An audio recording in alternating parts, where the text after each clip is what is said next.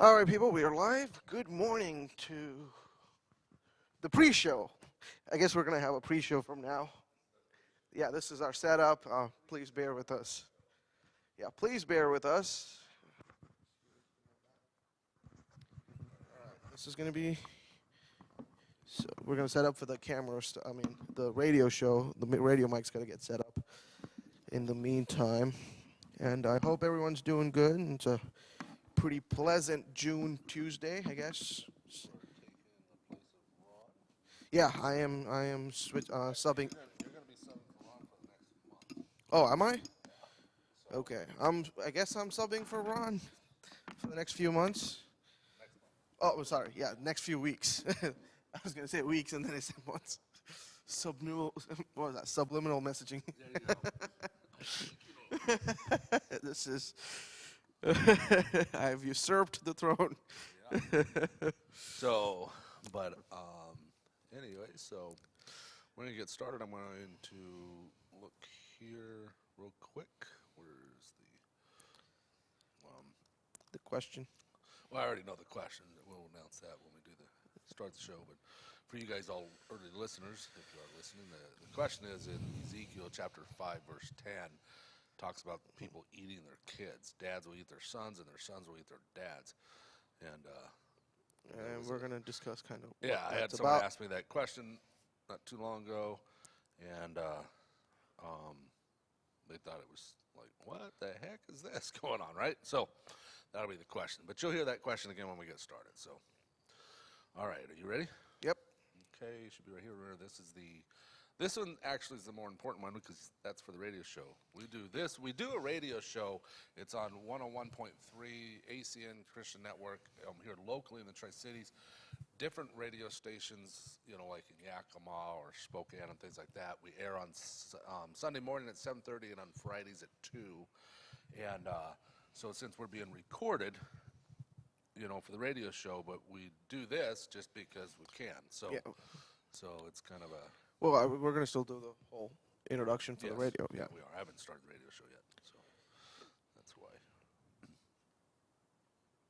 Okay, are you ready? Yep. All right. Good morning. You are listening to Looking for the Evidence. Yes, and I'm Gordon Walsh. I'm Joe You Abraham. have to speak up, Joe, because you don't have to speak into it. Just I don't speak know. up. Just Every time we do this, your voice starts to lower, and then I'm like, Joe, you need to speak up, right? can we restart this whole thing? So yeah, we can restart. I mean, Yeah. that's no big deal for Bill. So Bill, we're gonna do a take 2. Here we're gonna do it. Take 2. Anyways, good morning. Good morning. I'm Gordon Walsh. I'm Joe Abraham. and you're listening to. Looking for the Evidence. All right, and really the premise of the show, Looking for the Evidence, is for you to open up your Bible, verify what we say is true first off. That's one thing that would be nice.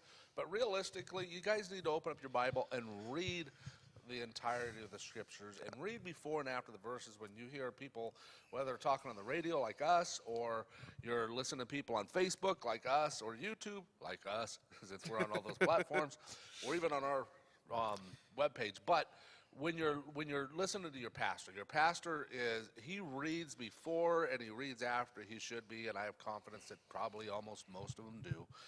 But they're reading before and after, and then they're saying, okay, this verse here will fit. It explains most of it, so I'm going to talk about that verse, but I'm going to read this verse and kind of talk a little bit about before and after. But if you guys don't read before and after, then you're going to be limited to really what you know and what the pastor can explain to you.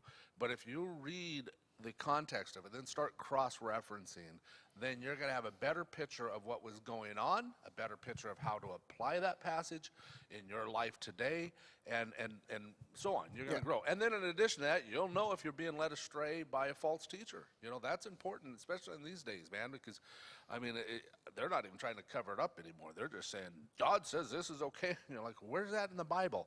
Well, this is what it really means. And you're like, don't know about that one. So anyways, so be careful about being led astray. The one thing the Bible does talk about, and this is hard to reconcile, is he says that there's many false teachers in the end days, and that they're going to lead many people astray. So in other words, this is what you can conclude, and it doesn't say it directly in the Bible, but if it says they're leading people away from God, then when they get to heaven, they're like, but Lord, I sat under this pastor, and he taught this way, and he says if I believe in Jesus and the love of Jesus, that's the only thing I have to do, and yet you don't find my name in the Lamb Book of God, or the Book of Life. And so I don't understand. And God's going to come back and says, I've given you a book to read yourself. And you allowed that person to lead you astray. So you have to keep that in mind. And then that's what we're talking about today with Ezekiel chapter 5, verse 10, is the question is the dads eating their kids and the kids eating their dads, right? So we'll go over that in a minute, but realistically, if you just take that passage, you're not going to understand the entirety of this scripture, and you're going to be led astray. And God says you're going to be led astray, and that means you don't get to go to heaven. So it's your responsibility, if you're listening to this show, if you're watching this show, if your pastor's teaching you stuff, and you're like, oh, that sounds wonderful, and you're not checking it, and you go to heaven, you're not going to get into the gate, because that's what the Bible teaches. He says you got led astray and you allowed that to happen when I gave you all the resources of the world. You have more resources today to look up proper scripture than any time throughout history, and you still ignored the word. There you go. Yep, that pretty much sums it up. So I don't know why we got into that. Maybe there's somebody here that needs to hear that. But I'm telling you right now, stop allowing yourself to be led astray. If they're teaching a different Jesus, they're teaching a different way to heaven. If all roads lead to the same place, in essence, I would say probably 95% of the roads lead to the same place, and that's hell. Yeah, I think every other road other than the straight and narrow, other than Jesus, every other road leads to hell. I mean, that's pretty certain. I mean, you're from India. Yeah. I mean, you only got a couple of gods, right? It's a completely different structure, and every time I stammer when people ask me that question. Yeah, there's gods, and it's closest to relate. If you understand anything about Greek mythology, then it's closer to understand. Yeah. I guess it's easier to understand. But all these options that you guys have, none of them lead to heaven. Yeah, they all lead to sort of. There's heaven and hell is not based on gods. It's based on karma. No. I'm talking about the God we know. Oh, yeah. None of those, I know your religion has 3 gods, and then under the 3, there's like 300 million, right? So out of all those 300 million gods, none of them lead them to heaven. Yes, no. And Greek mythology has multiple gods, but none of them lead to heaven. No. Correct. So pay attention to what you're being taught. And granted, if you're believing in that, then you're not believing in Jesus Christ. Mm-hmm. Yeah, I would love to reach you, okay? Chances are this show is being watched by Christians. Chances are this show is being listened to by Christians. And you're being led astray because of the way your church is teaching, and you think, well, they're doing that so they can reach more people, and that's a good thing. Well, I'm not saying you have to be fire and brimstone. I'm not a fire and brimstone guy. Just watch my services. But I am telling you, if they're not teaching what Jesus taught, you're being led astray. Yeah, and I think, with the whole other religions, there's the concept of heaven is sort of more karmic, which is what you do. You get what you do. If you do good, you go to heaven. Right. The God really hasn't no play in it, other than depending on what they like you or not, they can help you. Yeah. And I'm being vague about it. Right. Talking about that's not the conversation. So, well, what I'm talking about, and the reason I'm emphasizing this though, is because someone asked this question. I'm going to read what it says. It says, "Therefore, in the midst, parents will eat their children, and children will eat their parents. I will inflict punishment on you, and I will scatter you all to the 4 winds." Right. So, now they read that, and now when they asked that question, it was during a teaching, so I wasn't able to get really into it, and I just said, yeah, and then they asked another question. They read something else, but then they said, man, I really need to read all of Ezekiel, right? Mm-hmm. So I'm like, yes, you do. So because now you'll get a better picture of what's going on here if you read it all and start cross-referencing things, right? So, but when people read certain things, this is one of the things. It's like, oh, there's cannibalism in the Bible, and it's a proven cannibalism, right? It doesn't mean it's approving cannibalism. It's just saying it happens, okay? You know, the Bible is written in a manner that doesn't say that God approves this. What it says is God is putting this information in there so we don't have to make the same mistakes, but we seem to do so. Well, in this particular case, it's a similitude. I mean, they're using a language where they're using signs to represent aspects of what is being spoken about. So each of these things are signs, like Son of Man. You know, it's or the beard. I mean, we're going to talk about this coming down. What the beard was. Talk about whatever you want. The hair, yeah. So in chapter 5, this is Ezekiel chapter 5, and verse 10 is the one Pastor Gordon just read. But if you read chapter 5, you can see how God is now speaking to Ezekiel, and it's about the wrath he has on Jerusalem. It's the punishment. And so he goes on about kind of describing this judgment that he is bringing upon Jerusalem. So if you read the first 5 verses or so, you're going to see, where is it? Yeah, so you're going to see God is asking Ezekiel to do a few things. He's saying, take a sharp knife, take a barber's razor, shave your head and your beard, and balance it out. Sword. Which version are you reading from? I guess this one's going to be, I don't actually, I think it's going to be NIV. Okay, but so I can read it from, says no. It says sharp sword. Use it as a razor, right? Okay. And see that because that is a little bit significant though, because there is meaning to the sword, and there is meaning to the razor because they did have razors at that point in time, right? So there's some significance there, and when God's telling them, so even if you didn't read all of Ezekiel, if you just read chapter 5, once you came across this, you're going to have a little bit better understanding of what's going on. You know what I mean? One of the things I want to mention, though, is right at the beginning of this Ezekiel, right? Starting in chapter 1, verse 1 and on, Ezekiel turns 30, right? And now he's sitting by a brook or stream or whatever you want to call it. And he's... River Chebar. Yeah, and so he's sitting there, and he's, I guess, pondering, like, this is crazy or whatever. He's kind of talking to God, and God gives him this crazy vision of these 4 winged creatures with wheels underneath and the chariot up on top, and God's sitting on top, and yet God's supposed to be in the holies of holies, but yet he's here, so there's confusion there. And then we go on and he reads, and then there's a point where he's what is it? He cuts off all of his hair, like we talked about. There's a point where he ties himself up and lays on his side for a year and eats food from a fire made out of dung, right? And it's being burnt, so he's like doing that as well. He does like play. Essence. This is all in chapters 1 through 11, right? Yeah. So he does a play. He gets little creatures, and basically what happens is all of Jerusalem gets destroyed, right? So, and in the end, it's like these guys' hearts are still hardened. They don't get anything I'm talking about, right? And that's the disgruntled part that Ezekiel has, right? So, and that's what he's trying to do, is warn Israel of their wrongdoings, right? So, sorry for the interruption there. So, when Ezekiel's coming, I guess, backstory Ezekiel is a prophet in the times when Israel is in exile. So they are in captivity with the Babylonians and the Medes. But I think the Babylonians, Medes, I think, I'm not too sure of which king is ruling at the time, but they're in exile. So they're not in their country. It is Babylon. They're not in their country, and so God is speaking to Ezekiel to speak to the dispersed people of Israel in the diaspora, I guess, at this point.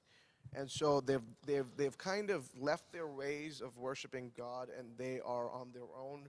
They don't have the temple anymore. They don't have the priests to keep them in line. It's a state of chaos. It's not where they were in their little bubble at their homes where everything was perfect. Right. It's a state of chaos where instead of people going back and going back to crying to God and holding steadfast to what they believed in, people are going their own separate ways. People are formulating their own idea of and meshing it with the Kind of like Babylonians. the world today. Yeah. You've kind of separated from the days of your father's house, in essence, which is you've left your home and you're in the world and you're not in your Keep in mind, safe. this is being heard. Oh, yeah. They're not. They're not in the safety zone anymore, and people are. And so, and in chapter 5 again, it really goes into deep. God kind of tells what the guilt of Israel is, or Jerusalem is, and then because Jerusalem is considered the holy city, the crowning jewel of God. In some ways, right? And the hill, the holy Well, mountain. it is. Yeah, it is. Not in some ways. It is. It is yeah. Zion. It's the, yeah. you know, the promised land. Yeah, You know, it's the Zion. Zion is heaven, right? It's where I the north established place of- my kingdom here on earth. So is there's Zion in heaven, which is the throne room of God, or the north of heaven, and Jerusalem is sort of the representation of heaven, or where God resides, the holy city. And so when she, and it's categorized or considered a she, and when she is led astray or she goes astray, She is Jerusalem. and she is, and it's, God refers to Jerusalem as a she, and when she is led astray, he wants to bring her back, and this is the punishment she receives, or the people of Jerusalem or Israel Now, receives. right, and we do got to for look that. right, and we got to look at a few things here, like punishment of God, and in this particular case, I don't know if it's as much as punishment of God, but we can see in Leviticus chapter 26 where that's part of the Torah, right? And Moses writes the Torah, so it's foretold by Moses that you guys, depravity there is going to be so great that you're going to eat each other, right? You're going to eat your children, and your children are going to eat you, and the depravity and the fall of it. So it's not necessarily God, because there are times where God throws down punishment upon man, but in this case, man's just punishing themselves because of their depravity, you know? And so, you know, and reading a lot of things within the scriptures, just like in this particular one, this is kind of, or it is foretold, because in Leviticus chapter 26, verse 29, you shall eat the flesh of your sons, and you shall eat the flesh of your daughters. So it's being foretold that the depravity of humanity and man throughout the Old Testament, they continue to mess things up. They continue to, I mean, you know, from, you know, like the prophets. We all talk about the prophets and we hear stories of prophet, and, you know, when we get to the last prophet, which is Malachi. no, not Malachi, the one with the long hair. Samson. Samson, there You're you talking go. about the judges. Yeah, the judges. Yeah, sorry, the judges, and so you go from bad to worse, and yet when we see things on Samson, you know, we celebrate it as if he was like this glorious guy, but reality is he was a horrible person, and then all the way to the end, he finally gets it a little bit, you know.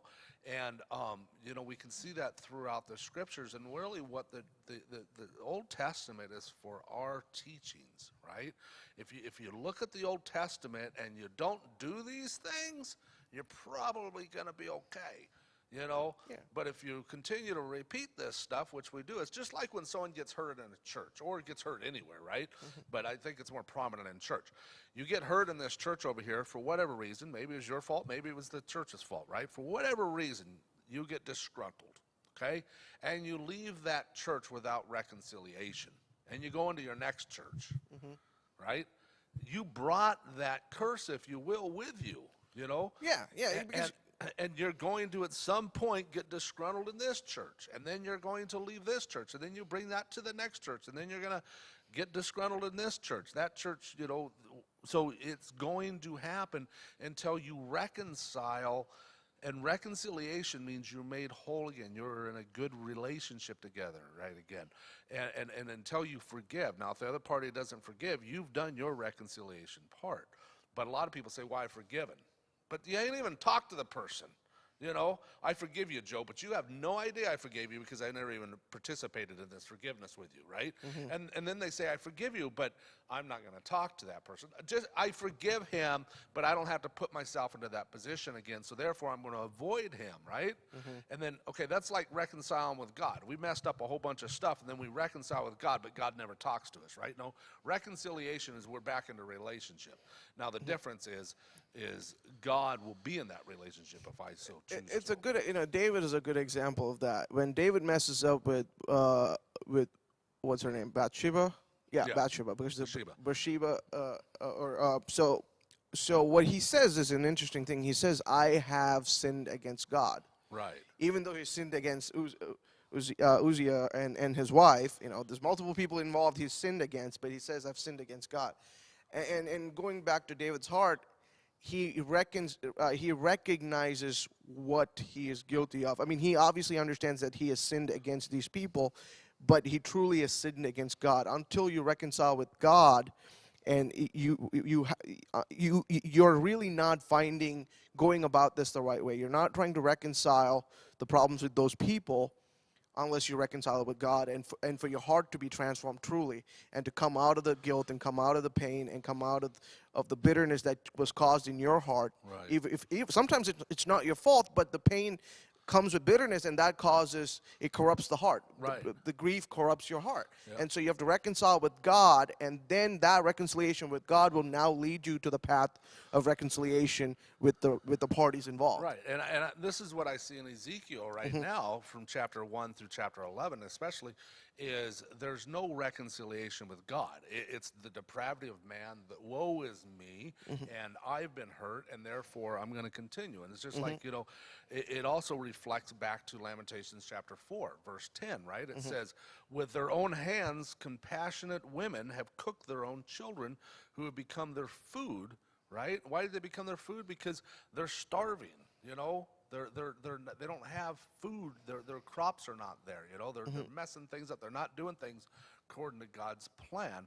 And honestly, it'd be better to die by the sword than it would to be starved to death. At least that's a commentary that it says there. Well, it's slow death. Yeah, it is a slow death, man. So. There's other areas in the scriptures that you can look up to in 2 Kings chapter 6, starting with verse 24. Go into there and read about that passage, and the destruction. Deuteronomy chapter 28, Jeremiah 19, Lamentations 2 as well. So, all these stories that we're seeing here in Ezekiel are also reflections of things that have either been foretold or they repeated, and just different things that are going on. And of course, we do that, I know that my wife was reading an article in the psychology journal or some medical journal. She was reading about helping people, right? And there was this, I know I'm not going to have everything right in the story, but I can tell you the gist of the story is going to be correct. And there was a young man that was, now he's an adult, but he was abused by his dad very much, beat. I don't think there was sexual abuse, but he was beat by his dad. Abused. His dad was, physically abusive to him. Now his dad's on his deathbed, and they've never reconciled, right? And he finally goes over, and the doctor says, that's right in this journal, says, look, you've got to take some responsibility. There's something that you did that contributed, right? Even if it's only 2%, you have to take 2% responsibility. And this young man took this as serious. Okay, there was 2% at least. I mean, I didn't deserve to be beaten and all these things, but there was something that I did that didn't contribute, to my dad. So he went to his dad and says, Dad, I am sorry for the times that I disrespected you as a teenager. I am sorry for the times that I didn't listen when I should have listened to you as a teenager, And then once this young man apologized to his dad broke down and apologized for everything he did, the 98%, right? And then they were able to reconcile before his passing, And, the thing of it is, and this is what's important, is a lot of times we go through life saying, that's not that important, right? I put that behind me. My dad, and this isn't anything to you, Joe, my dad is, I put that behind me and I never reconciled. Like with my dad, right? I had hurt from my dad. He left when I was in 3rd grade, He was never abusive to me, but he left and all of a sudden he was gone. I didn't even get a goodbye. I was just, where's Dad, right? And he's out of the picture, and then I see him again when I go to graduate from high school, and he drinks and passes out and doesn't even show up for graduation. So that was addition to stories that my mom told about him and all this stuff. And then when I was probably in my mid to late 20s, I reconciled with him You know what I mean? Mm-hmm. And I drove down to California, seen him, when in reality, he's my dad. He should have made effort towards me first, you Yeah, know? yeah. But I reconciled with him, and then when he passed, we had a good relationship, you know? Yeah. It didn't mean that he was doing things perfect, and it didn't mean that he didn't hurt my feelings even after reconciliation. But Well, I guess it's you're using Christ as the example, is he holds no fault when he's trying to reconcile with you. yeah, And in essence, even when you know somebody is when you reconcile with them, you're saying I hold no fault, and so I am extending my hand, or figuratively, to accept you as a clean, with a clean slate. right. And that's the true nature of reconciliation. And a lot of times we expect them to have to suffer punishment for what they did. I mean, and it's fair. I mean, it's emotionally valid that they Yeah. hurt our emotions, Right. and so there should be some retribution to it, and it's a human emotion that Right. warrants fairness. But God says, to be like Christ is to go beyond what you think is fair, and to extend the grace even when they might not, even in your volition, might not deserve the grace, but you do so because Christ did that for you. Yeah. So you represent you're that in essence, that is where you're taking on the personality of Christ, or becoming Christ, Christ-like, I guess. And in going back to Ezekiel, I think the book of Ezekiel with all the prophecies is a very structured book, in the sense that it's a read the whole book kind of a book. It You know, is, It's it not is. like one passage. Right. You don't read a few chapters and make sense of it. In the sense, it's kind of holistic. So if you read the whole thing, you get one message, which is the fall of Jerusalem, or the chosen one, and the restoration of the chosen one. Right, and see that's the one thing that we can look at through the Old Testament. Even though there's depravity of man, right? God still restores us, and in cases He restores individuals, so that He shows that there's even hope in the individuals. But most of the time, God's showing that the restoration of humanity, right? Yes. I mean, you look at He floods the entire world because apparently we were all messed up at that point, right? All but 8. But yet He restores. The story is not about the flood as much as it is about the restoration of humanity through God's mercy and grace, right? And the one thing that we have to remember as Christians, just like my reconciliation with my dad, if I would have held on to that, then I could have had that burden in my heart my entire life. And then when he passes, now I have no hope to reconciliation, you know what I mean? So that burden can continue now for all of eternity if I would have never stepped up. Now, it isn't my job for him to reconcile with me. In other words, that's his responsibility. In this case, he did, and he actually found Christ, so that was good. But, it talks about in Matthew chapter 5 that blessed are the peacemakers, for they are children of God. So it's not saying, if you're a peacemaker, now you're a child of God. What it says is if we're children of God, we will be peacemakers, right? Yep. So that should be an action. That's like our fruit of the Spirit. It's something that we should naturally do. And when we don't reconcile, when we don't become peacemakers, then you carry that burden on to the next spot. And then if you don't ever reconcile that, more than likely, that similar situation, maybe not exactly, but if you put the dots together, it'll start connecting that you got hurt here too. And then you go to the next one, and I got hurt here too, It's because you never became a peacemaker. You became part of the problem, not a solution to the problem. Yeah, no, I think, and if you take up your grievances to God, even when in the issue of reconciliation, really, I think God will work in you, and He will. I mean, it's going to be ugly. I know that from personal experience, but He's going to point out what you can do and what you have done that requires your own apology or reconciliation with God. And when that is done, He will prepare you to be ready to be in a place where you can go and extend that peace.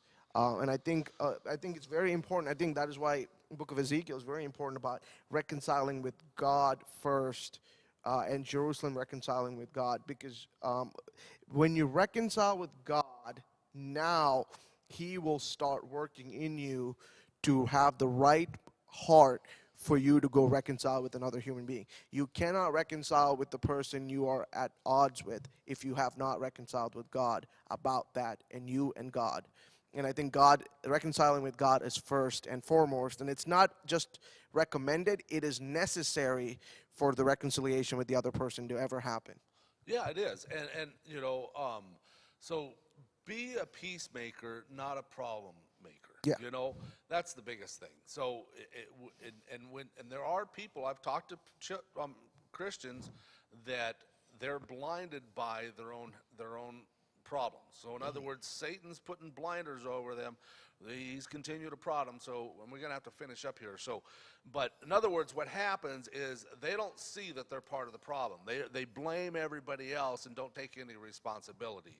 Look, 9 chances out of 10, you played some factor into this portion, right? There's something that you did. Now recognize that, and I bet you when you recognize that, you'll start recognizing other things that you contributed to, and you'll finally recognize, hey, I need to reconcile this.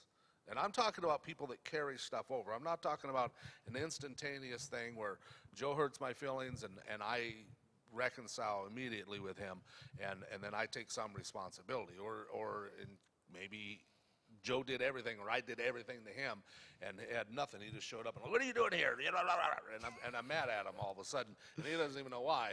And then I apologize. Okay, I was 100% wrong. And Joe's like, well, I had 1%. I showed up, right? So I'm sorry about that. So. Yes, those things do happen in life. That's not what I'm talking about. What I'm talking about is when you have a fence, just like Israel did with Ezekiel, right? They were messing it up, and they weren't being reconciled with themselves, and they were just problems going on, and we allow that to continue. Eventually, you're going to be eating your own children, and maybe not physically eating your own children, but you're not going to be demonstrating God to them. Yeah, you're eating your own. You're eating your own future. Yep. Hey, sorry, Bill. We took a little longer than normal. We're only a couple minutes over. Maybe you can condense this somehow. Okay. God bless you. Godspeed. This show is sponsored by Alive in Christ. Sundays at 10 o'clock. All right. God bless. See you next I'm time. Gordon Walsh. I'm Joe Abraham. Amen. Thank you. So we're still alive on Facebook. So. Yeah, we're I guess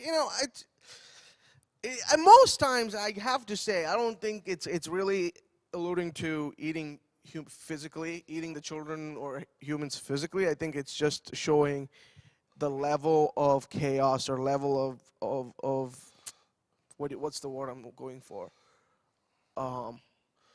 Most commentaries that I read, though, Joe, kind of take it literal. They do? Okay. Yeah, but I think that because there's nothing in the passage that says it didn't, Okay. that it was a hyperbolic language. Mm-hmm. But really, it's not about that so much. And I kind of, when I first approach this, and I still kind of lean towards what you're saying. I don't know if I take it literal, but there's other passages where you kind of do have to take it literal, So like in Lamentations, right? So, but I think what it's really showing here is the human heart and how we can go so far down a rabbit hole that even when we can't see the light, God still can shine. Yeah. No, I think I agree. The only reason I was like, I didn't think that is. No, I kind of agree with you. I do. Just all the commentaries I was reading. No, yeah, it could be. I mean, it could be very well true because I'm not too. I wouldn't say I can put my hand down and fist down and say this is what it is. My assumption was based on the idea that cannibalism, in general, was not practiced prevalently. Right. And that was mainly the reason I said that. So. Yeah, and it's not. But I don't know. The things I've read, it's kind of like there wasn't a whole lot of information, honestly, on it. And so you had to read the entire chapter, and then read start at the beginning to figure out what was going on. And then you got to kind of take all that and formulate it. And really, there's a lot of things in the Old Testament, and you can see it here, with the people that don't have God and they're in leadership roles around the world. I'm not talking about your neighbor that doesn't have the God. I'm talking about the people that are in power that don't have God. They lose their minds, and the things they're willing to do to humans is despicable. You know. So this doesn't surprise me that I would see things in the Old Testament that we get to this point, and what God is trying to show us is, look, I am still in the mix. you know. And the difference between now and then is when you do receive God, you have the Holy Spirit living in you. When you truly have God living in you, you're not going to make the same mistakes that the Israelites did, because they didn't have God living in them. He was in a tent, if you will, right? And they didn't have the same intimate relationship as we do, you know. So they continue to make bad decisions, and God's kind of showing us, look, without me, these are the things you're going to do. And then today I can say, yes, there's evidence and proof that we do these dumb things when we kick you out of the schools and kick you out of the government, and we kick you out of everywhere else. Now we got decisions that are just mind-boggling. It's just people don't. I mean, I'm not going to say that, but I guess I can it's. say that. Well, no, I'm not. I agree with you. I was going to say something, and then I was like, maybe it's not very sound. No, I was going to say people don't sometimes fail to recognize how important a morally right standing or a sound leader with sound moral understanding or has sound moral principles in their policies and how they conduct themselves and how they lead is necessary. Because almost every decision we make, even if it's not as efficient or has the utility, if it's morally unsound or it has moral repercussions, they end very badly. They end very badly for other human beings. And when we take out any kind of a good moral stand that we follow or philosophy or principle we follow, and by the majority, even if you're secular, if you're a non-believer, you got to give it to the Christian moral stance, which is it's very good. It's very good. I mean, it's hard to argue that there is a better moral framework in the world right now. I mean, even if you don't want to believe in God, the Christian framework is very, very good, and it has proof. The Western world is proof of how well you can do with the Christian moral framework. You know, it's even people who are secular, who be atheists, say that. I mean, as much as they criticize Christianity for all the things they've done wrong, they do say the framework and the principles that it's built on is very good and is effective to do what we do. And so when we completely kick it out and have leaders who say that is bad and I want to do everything against it, it doesn't end well for any of us. No. It doesn't end, and it doesn't end well just in the sense of, oh, you're going to hell. It doesn't end well even here. You know, it doesn't end well for your family. It doesn't end well for your household, your children, and it doesn't end well for anything. I agree. And hey, anyways, want to thank you guys for listening. God bless you. Godspeed. And we'll see you next week. Until next week. And until Joe Mon gets upstairs and turns us off. Yep, You'll yep. continue You're gonna to see me. Yeah, this is the post-production video now. We got pre and post-production. Yeah. So I gotta get like a remote clicker. We are a highly, what do you call it? Organized. We got a lot of help here, all two of us. So anyways, God bless you guys. Thank you for watching. Hey, make sure you share, and if you're on YouTube, like and subscribe. That's what I always hear on people. And hit the bell notification so you can be notified for our new stuff. So God bless you guys. Bye-bye.